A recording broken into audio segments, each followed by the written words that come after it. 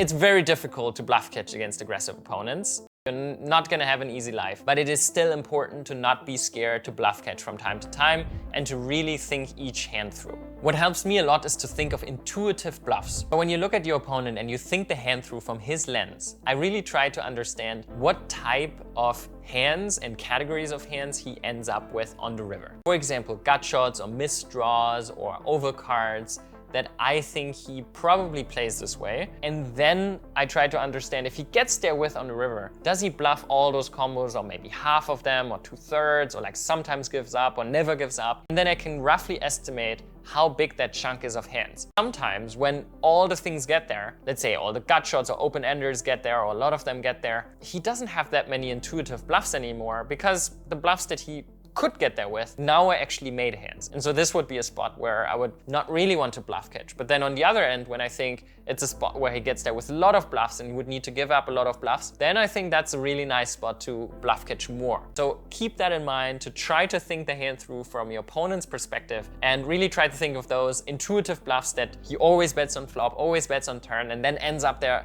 on the river with. You can now start estimating whether you think he's the type of guy who never gives up or maybe sometimes gives up, and that will give you a really nice starting point for you to make an educated decision about your bluff catcher. I know bluff catching is difficult and you're not gonna love it, but it's actually a very important part to fight and face aggressive opponents. So really try to focus on that and get a better understanding of what their value range looks like and what their bluffs look like. And I think then you're going to improve your win rates against those type of players significantly.